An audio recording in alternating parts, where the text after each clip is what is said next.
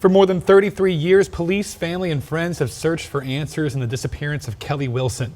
The 17-year-old was last seen in 1992, and while there have been several conspiracies about her disappearance, including a satanic cult, her body was never been found, and no one has been charged. Today is Kelly Wilson's 51st birthday. As part of our 70 Stories series, Jonathan McCall reflects on the case and the new effort underway to bring her family closure.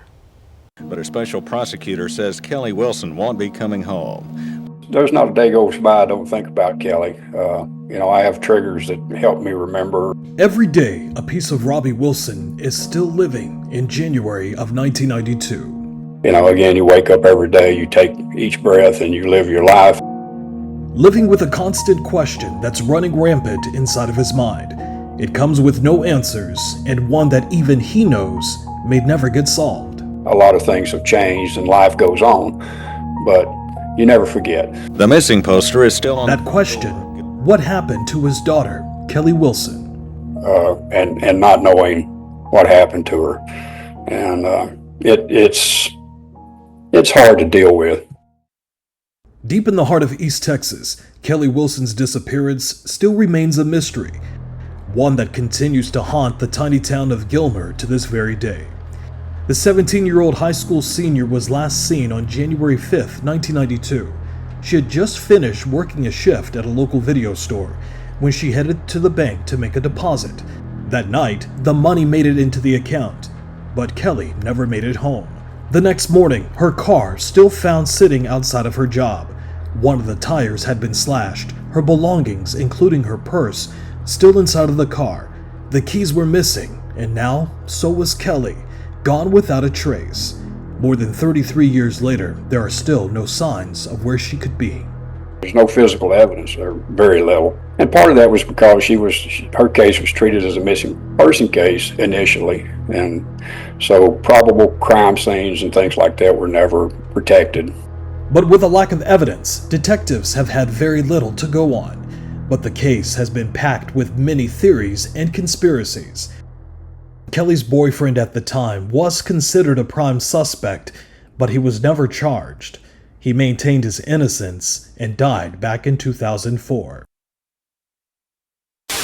Investigators believe the portable building may be where Kelly Wilson was held captive for 9 days before she was stabbed to death. There's also the conspiracy that Kelly may have been killed as part of an alleged satanic ritual and cannibalism cult. And some of them have previously been implicated in a satanic cult, which may have been involved in at least 4 or 5 other murders of women and children.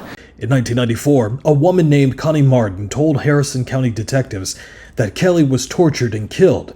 A grand jury investigation led to 8 people being charged with kidnapping, rape, and murder. Among those charged, Gilmer Police Sergeant James Brown, the lead detective on the case. Perhaps the most difficult thing for Gilmer residents to believe is that Sergeant James Brown has been arrested when he was in charge of investigating the Kelly Wilson case. The victim's mother has her doubts about Brown's involvement. Because he has been really the only one that has been involved as far as the investigation and trying to get the grand jury to even investigate on Kelly's case.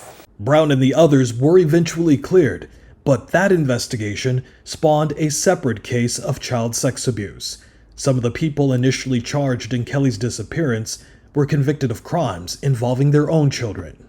I tell people often that I know 2 things for sure, that she's missing and I didn't have anything to do with it. Past that, I don't know anything for sure. In the 30 years since Robbie last saw his daughter, he says the pain of missing Kelly has gotten better with each day, but says it's never going away.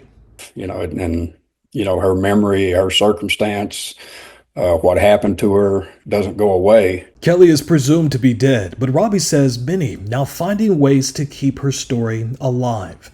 He says there's been a renewed interest in finding Kelly. He even says law enforcement in Upshur County now following up on old leads. He's got a couple of theories and a couple of leads, and there's nothing new about what he's looking into. It's just some more follow-up, and so it'll be interesting if it bears any fruit. I'm glad people in the area still care enough to at least have an interest in trying to solve the mystery. A mystery that still has more questions than answers. This picture from the Center for Missing and Exploited Children giving us a look at what Kelly may have looked like at the age of 42. Today is her 51st birthday. But for Robbie, he says, without Kelly, it's just another day on the calendar. And as the moments, minutes, and months continue to go by without answers, Robbie understands the grim reality. As time goes on, it gets colder and colder, and the likelihood of it ever being solved is coming less and less likely. And on Kelly's birthday, Robbie says he wishes he could give one gift, the same gift he wishes for each and every day, the gift of closure. After so many years, the one gift that you wish you could give her and yourself? Ooh, I hadn't thought about that. I would love to give her life, the assumption is that she's no longer with us. So, if that's in fact the case, and most probably is, then I would love to give her life back, and all that she's missed. It's something that would finally give him the long-awaited answers he's been searching for.